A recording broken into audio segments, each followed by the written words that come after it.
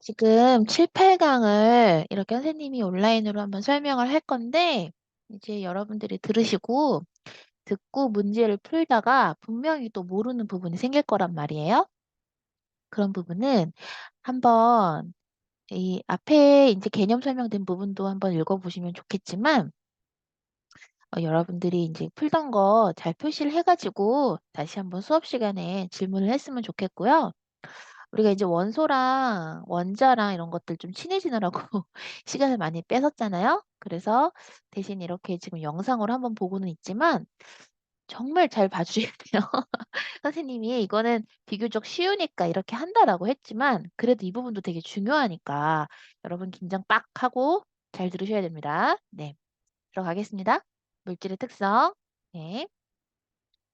자, 일단은 우리가 생각하는 물질, 예전에 초등학교 때 물질 그러면 물체의 재료다 하고 배웠다고 했어. 기억나요? 네. 물질, 예전에는 그냥 물체의 재료였어요. 자, 그런데 이제 그 재료를 우리가 분류를 해보겠다 이거야. 네. 왜냐면 이 세상에 있는 모든 물질들은 대부분 섞여 있거든. 네. 그래서 섞여 있는 그 물질들을 잘 분리해서 우리가 필요한 데 써야 되거든요. 그러기 위해서는 그 물질이 어떤 성질이 있는지 그 특성을 알아야 나중에 분리도 하고 분리해서 또 다른 어떤 물체를 만드는데 또 도움이 될 수도 있겠죠. 그래서 우리가 이 물질을 분류해낸다라는 건 굉장히 중요한 작업 중에 하나예요. 네. 그러니까 이를테면 암석 같은 거 우리 주변에 널려 있죠? 근데 그 암석 속에 여러 광물들이 있단 말이야. 그 광물들이 엄청 많은데 그 광물들 하나하나를 우리가 어떻게 분류해 내느냐, 또 그걸 어떻게 써먹느냐에 따라서 무궁무진하게 쓸 수 있잖아요. 광물 중에 하나가 실리콘이고 그래서 그걸로 반도체 산업을 하고 하는 거잖아. 그쵸? 그래서 우리가 그 물질을 분류를 해내려면 그 물질의 특성을 알아야 된다. 그래서 그 물질의 특성 첫 번째가 뭔지 알고 싶은데 그 전에 일단은 이 물질 자체가 어떻게 이루어졌는지 한번 먼저 이야기해보겠다 이거예요. 기본적으로 우리가 물질 그러면 순물질도 있고 혼합물도 있어. 그럼 보통 순물질 그럼 뭔가 한 가지밖에 없는 딱 퓨어한 그런 느낌이 있잖아요. 그렇죠? 네, 그런 느낌도 맞아요. 그런데 우리가 과학적으로 접근을 하려면 이렇게 개념을 갖고 계셔야 되는데 무슨 개념이냐? 바로 그 아까 말했던 물질의 특성 있잖아요. 물질의 특성, 물질의 성질. 자, 우리가 앞으로 물질의 성질을 제대로 배울 건데 그 물질의 성질이 한결같은 애들을 순물질이라고 해요. 음, 중요한 거는 물질의 성질이 한결같아야 돼. 그 성질은 이따가 자세히 얘기할 텐데 끓는 점일 수도 있고 녹는 점일 수도 있고 밀도 또는 용해도 이런 것들인데요. 얘네들이 어떤 상황에서도 일정하다라는 게 중요한 특징이에요. 그런데 그런 순물질이 호돈소일 수도 있고 두 가지 이상의 원소일 수도 있어. 예를 들면 물 같은 경우에는 물을 이루는 원소가 수소도 있고 산소도 있잖아요. 그쵸? 두 가지죠? 근데 질소, 산소, 수소 이런 애들은 당연히 하나의 원소고 구리라는 어떤 금속 물질도 이 구리 원소밖에 없어. 이런 것들도 순물질이 될 수 있고 이렇게 물처럼 수소와 산소 두 개가 결합해서 순물질이 될 수도 있는데 중요한 것보다 순물질은 이 물질의 특성이 일정하다는 거야. 그럼 반대로 우리가 순물질의 반대 개념으로 혼합물 이러면 뭐야? 성분 물질이 혼합 비율에 따라 물질의 특성이 달라져요. 이 성분 물질의 성질을 그대로 가지면 이건 무슨 뜻이냐면 봐봐. 예를 들면 여기에서는 물은 수소, 산소하고 성질이 같아? 아니거든. 물에는 수소나 산소의 성질이 없어. 잘 보세요. 새로운 성질을 갖게 돼. 그거는 새로운 순물질이야. 그러나 이렇게 설탕물 같은 경우는 설탕과 물이 결합돼서 설탕물이 되긴 하지만 설탕물 속에 설탕의 성질이 사라지나요? 아니거든요. 그대로 남아 있어요. 이거는 설탕에서 물을 다시 이제 분리해내도 설탕의 고유의 성질 그대로 갔잖아. 그래서 그런 특징이 있고 성분 물질의 성질을 그대로 가지면서 또 아까 말했던 순물질의 특성, 대표적인 물질의 특성들이 일정한 그런 특성이 여기서는 달라진다 이거예요. 자, 잠깐만 더 얘기를 하자면 소금물. 소금물 같은 경우에는 얘가 이 소금의 양이 많으면 많을수록 끓는 점이 점점 높아져요. 어, 소금의 양이 많으면. 왜냐면 소금이 많을수록 물을 끌어당기는 인력이 커지면서 물이 쉽게 끓지를 않아. 열이 많이 필요해. 그래서 끓는 점이 점점 높아지거든. 네, 이런 특징이 있습니다. 그래서 다시 한번 이야기를 정리하자면 우리가 우리 세상에 있는 물질들을 크게 두 개로 구분한다 이거야. 우리는 물체의 재료인 물질을 순물질과 혼합물로 나누는데 순물질의 대표적인 특징이 뭐다? 물질의 특성이 일정하다. 얘는 일정하지 않다. 그리고 그 물질의 특성은 뭐가 있다? 끓는 점, 녹는 점, 어는 점, 그리고 용해도, 밀도 이런 5가지가 있다. 앞으로 소개될 것이다. 자, 그리고 혼합물은 성분 물질의 성질이 그대로 있다. 성분 성질이 그대로 있고 또 특성이 변한다는 거지. 물질의 특성이 농도에 따라 녹아있는 비율에 따라 특성이 마구마구 변한다. 이게 바로 혼합물이다. 자, 그런데 책에서 보면 순물질을 또 어떻게 나눠요? 호던수로 된 거, 그리고 2가지 이상으로 된 거. 2가지 이상으로 된 거는 우리가 뭐라고 하냐면 화합물이라고 해요. 혼합물 아닙니다. 화합물입니다. 화합물. 그리고 혼합물은 어떻게 나누냐면 불균일 혼합물, 균일 혼합물 이렇게 보통 나눠요. 균일이라는 거는 이제 골고루 섞였다는 뜻이잖아요. 그래서 보통 겉으로 볼 때 투명하다. 그럼 다 균일 혼합물이야. 아, 좀 불투명해. 그런 거는 불균일이야. 이해가 되세요? 네. 좀 그런 특징이 있습니다. 자, 그리고 여기로 내려가서 쭉쭉. 자, 아까 얘기했던 물질의 특성 중에서 요거 보시면은 아까 선생님이 이미 말을 했었잖아요. 네. 물과 소금물의 가열 곡선을 비교하면 물은 이렇게 끓어서 평행한 구간이 나타난다면 소금물은 이런 평행한 구간이 나타나질 않습니다. 계속 올라가요, 온도가. 왜냐면 여기에서 물이 계속 날아감으로 인해서 소금의 농도가 진해지잖아요. 농도가 진해지면 찔수록 되게 끌어당기는 힘이 세지는 거야. 그러니까 물이 웬만한 온도에서 못 끓고 온도가 점점 올라가야만 끓을 수가 있다는 거예요. 반대로 냉각국산에서는 물이 0도씨에서 딱 이렇게 어는데 소금물은 점점 온도가 내려가요. 어떤 온도? 얼기 시작하는 온도가 내려갑니다. 어. 이것도 또한 물이 얼음이 되고자 하지만 소금이 그것을 음, 계속해서 그거를 막는 거죠. 그쵸? 물이 그거 하지 못하도록 얼음이 되지 못하도록 막아요. 이건 조금 특별한 특징인데 이 소금 또는 뭐 염화칼슘 이런 애들 대표적으로 조회성이라고 해서 물을 좋아하는 애들이에요. 공기 중에 수분까지 흡수해 가지고 자기가 녹아버려. 여러분들 물 먹는 하면 아시잖아요. 거기에 들어가 있는 가루예요. 그래서 그냥 옷장에 넣어만 둬도 거기에 물이 공기 중에 수분이 흡수돼 가지고 스스로 녹아버립니다. 그런 걸 조회성이라고 합니다. 자, 그리고 여기 보시면은 그 물질의 특성을 이용해요. 이렇게 물질의 특성을 이용하는데 보면 제설제 같은 것들은요. 어는 점이 이제 낮아져요. 염화칼슘이. 무슨 소리냐면 이 염화칼슘이 물에 녹아 가지고 이제 그 눈이 녹은 물 자체가 염화칼슘과 함께 있기 때문에 어는 점이 낮춰져서 다시 도로가 어는 것을 막아버리는 거예요. 이거 자세히 나중에 설명드릴게요. 또 뗏납.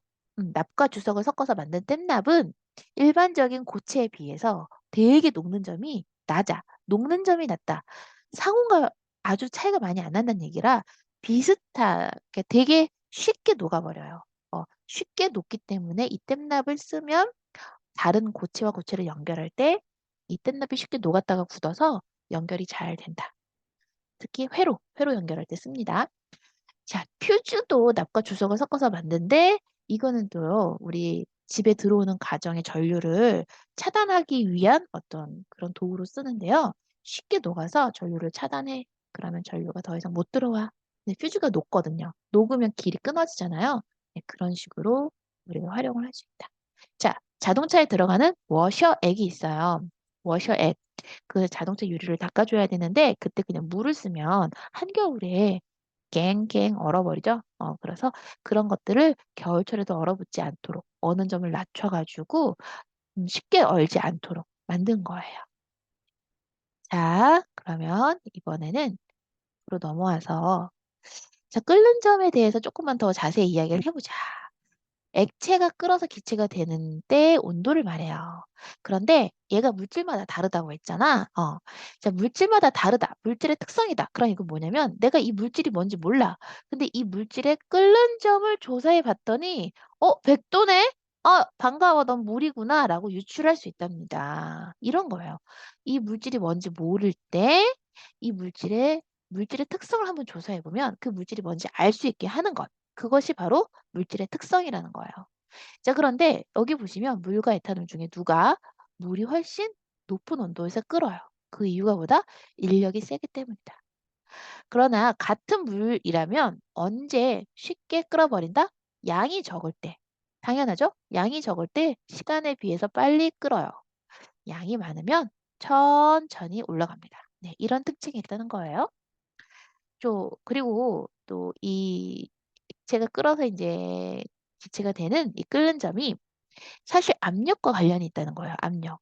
왜냐하면 끓는다라는 거는 이 속에 있었던 상태 변화한 기체가 뚫고 나가버려야 되잖아요.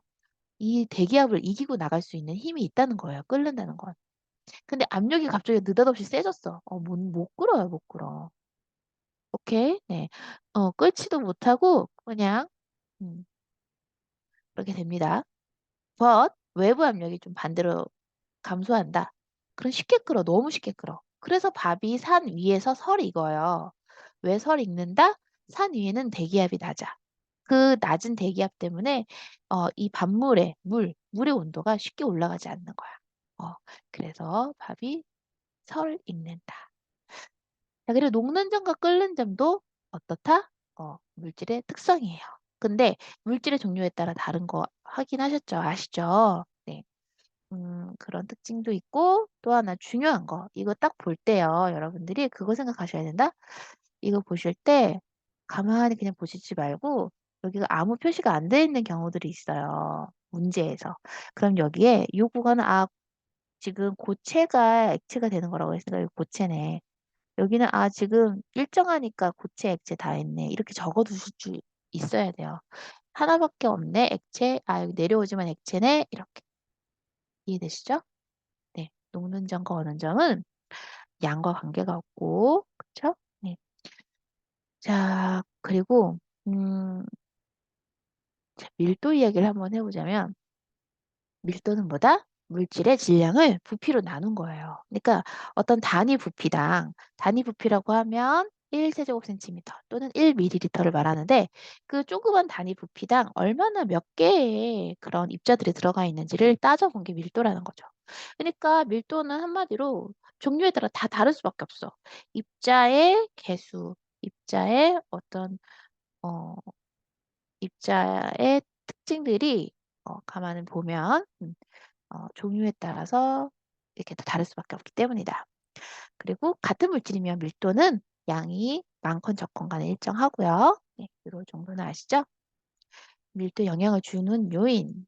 기본적으로 어, 음, 밀도가 크려면 고체죠. 그쵸? 고체. 그쵸? 고체. 그 다음에 액체, 기체 순인데 물만 예외적으로 액체인 물이 더 밀도가 커. 그래서 물이 가라앉고 얼음은 뜨게 돼 있습니다.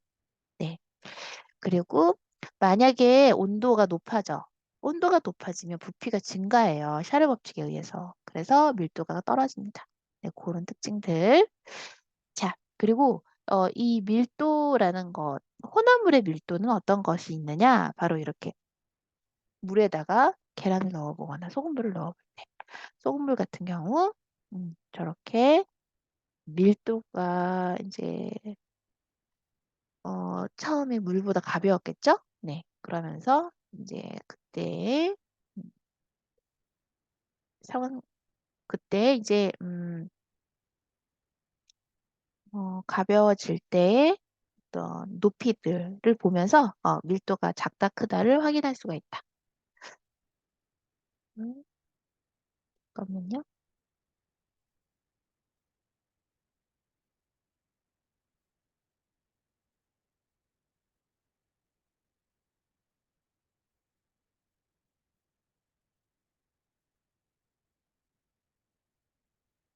자, 이어서 용해도를 한번 설명해 보자면 용해도는 뭐냐? 얘가 얼마나 잘 녹는지를 따져보는 거예요. 용해. 네. 그래서 용해라는 건 용질도 있을 것이고 용매도 있을 것이고 용액도 있는데 여기에서 용매 자체는 어, 네, 다른 걸 녹이는 물질이에요. 그러니까 예를 들어서 설탕물이다. 그러면 물이 용매가 되는 거죠. 그리고 용질은 요 설탕에 해당이 되는 거고 용액은 설탕물이 용액이 된다. 네. 그리고 설탕을 물에 녹일 때 우리가 그 실험을 해봤거든요. 똑같은 수저로 이제 초등학교 때 이제 많이 넣어가지고 어디까지 녹나 한번 확인을 해봤어요. 근데 더 이상 녹지 않을 때 우리가 뭐라고 한다? 포화용액이라고 합니다. 포화. 이렇게 네, 포화용액이라고 하고 그게 다 안 녹았을 때는 불포화라고 해요. 자, 그런데 지금 여기 보시면 그림에서 이런 곡선들이 많잖아요. 이번 단원이. 여기 보면 이 곡선의 의미를 잘 아셔야 되는데, 자, 그거 좀 지우고, 네. 여기 용해도 곡선이에요. 용해도 곡선. 제가 용해도 곡선 한번 그려볼게요. 여기에서, 네, 용해도 곡선 한번 그려보겠습니다. 네, 이렇게 지금 온도와 용해도라는 어떤 Y축이 있는데, 그때 이렇게 생긴 애가 있고, 또 어떻게 이렇게 생긴 애가 있죠. 네. 지금 A 같은 경우는 온도에 따라서 용해도가 급격하게 변하는 애들이죠. 그쵸? 그리고 심지어 엄청 높고요. 그다음에 B는 어떻다? 한결같은 애들. 자, 그러면 그게 의미하는 게 뭐냐면 이 온도에서 이 물질은 이게 만약에 온도가 한 60도라고 해볼게요. 60도씨 온도에서 이 물질은 어느 정도의 어, 용해도를 갖는지 확인할 수 있다는 얘기죠. 어, 그래서 B는 아직 그건 아니지. 같은 온도인데 포화된 상태는 아니야. 포화가 되려면 여기 A에 있어야 돼요. 여기. 여기에 있어야 포화예요. 여기 이렇게. 네. 내려올 수도 있어. 이때. 어, 여기가 포화입니다. 다. 네. 용해도 곡선 위에 있을 때는 포화고 그 아래에 있으면 아직 더 녹을 수 있다라는 뜻이에요. 또 하나는 내가 만약에 온도를 낮춘다. 이렇게 온도 왼쪽으로 낮췄잖아요. 이렇게. 예. 낮추면은 온도를 낮추면은 어, 예, 포화될 수 있다. 그런 것도 그런 개념도 있다라는 거예요. 그리고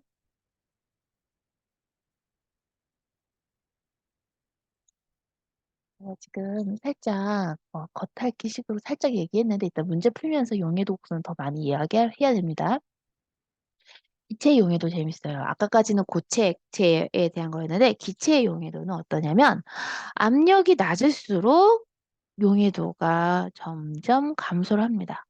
신기하죠? 압력이 낮으면 끓는 점은 막 더 높아지고, 그쵸? 그런 것들이 있었는데, 오히려 압력에 따라서 용해도가 감소할 수 있고, 온도에 따라서 용해도가 증가도 할 수 있다. 그런데, 기체일 때는 온도가 올라가면 용해도도 증가. 그죠? 근데 압력은 반대. 이런 개념이었는데, 음, 네, 일단 거기까지 한번 풀어보도록. 여기 들으시면 한 84 넘어서 85 거기까지 한번 풀어보세요.